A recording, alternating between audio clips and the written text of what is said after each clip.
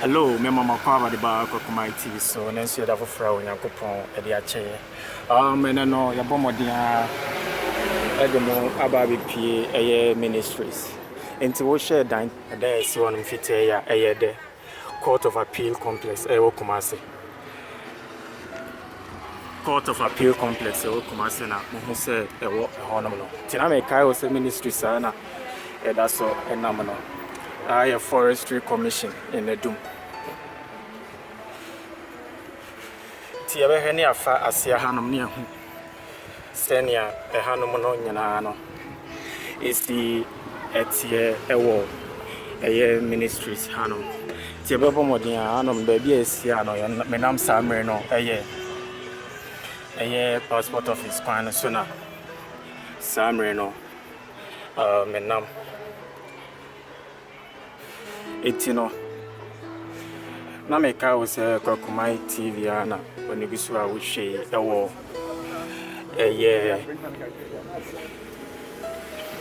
enam Kumasi sabre etino yebebo modin ana ya kire mo ehano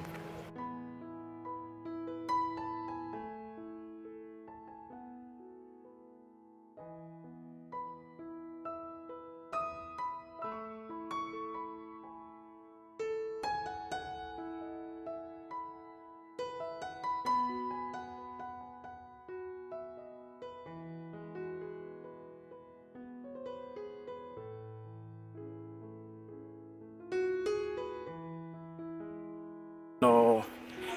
madam asise dani de nyina no moje bre na mo hwe Kumasi TV passport office ana mo hu se ewo me sabe nkum so a obi egina animo no samre no ma lock no because of aban no nhihye ya odi aba no se for now omuntum kopem se omo asade nhihye beba se ombetimi abie ti samre the passport office nationwide and adwuma asat and now me video it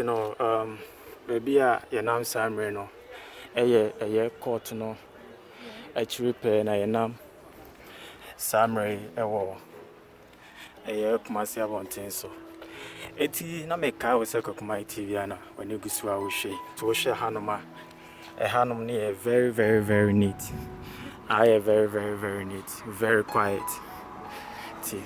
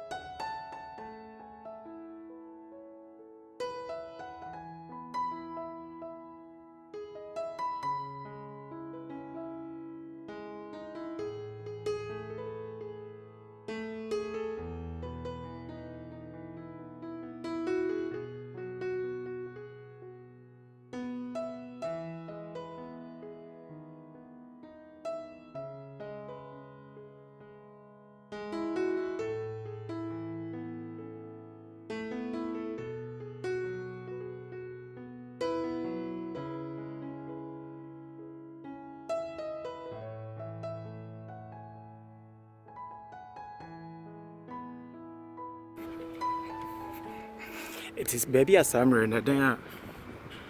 muhuno summer dan ya muhu Ghana Highway Authority Ashanti region the Highways Authority dan na muhuno baby aka yure Ghana Highways Authority it nyina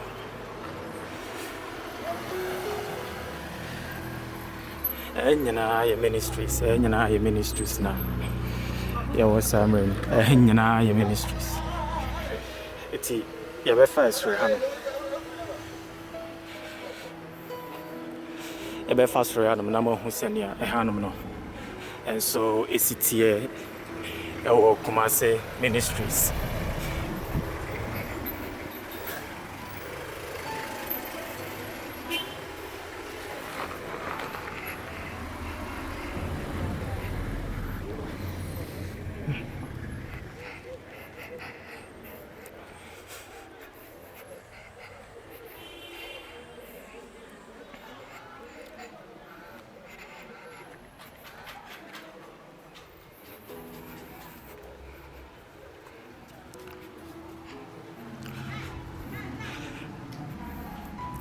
Adum Ministries in so o share a Hanom car park no mutunton nnuane ene ade wa Hanom na esewani enti sa pepepe na esi etie ewo Hanom ti yamfa ni se na kofa nnuane se kakra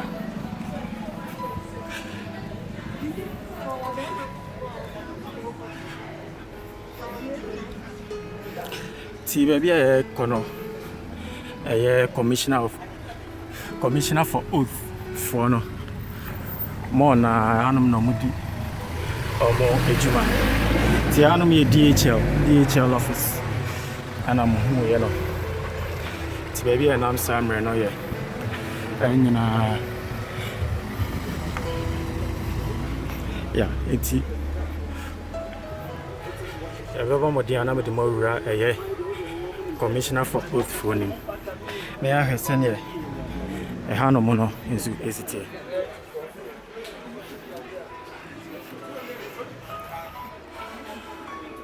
no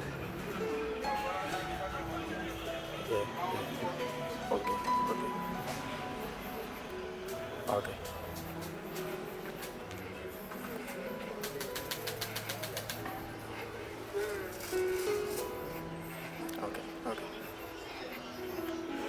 Timo mushe Hanom na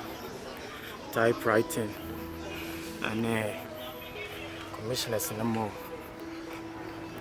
Yeah. Okay.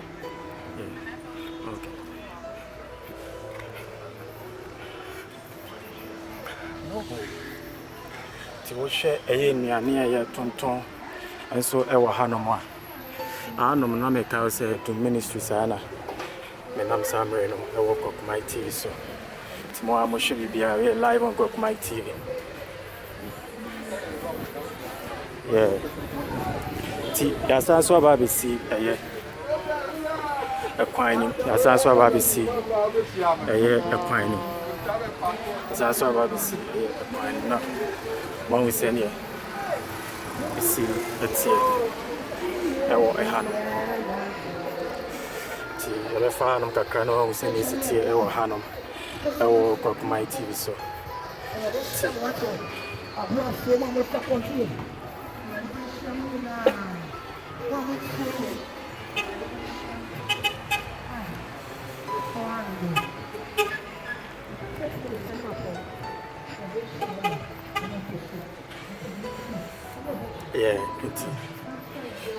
Mekoso anama chiachiam baby bia wo hwe me free bia mekoso anama chiachiam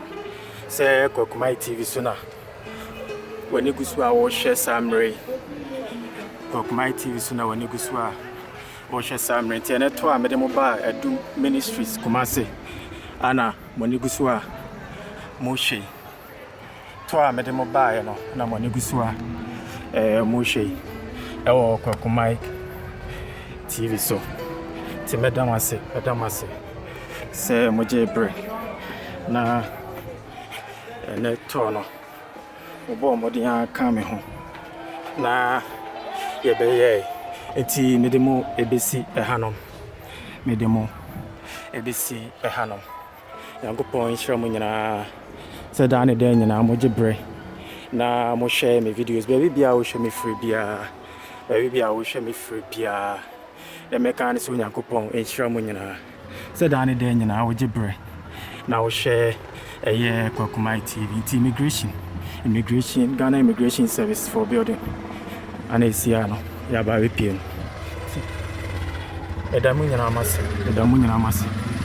se da ne da nyina ya mo gibre na mo share Kumasi TV ana edi mo si Yankopon kamo mo bye.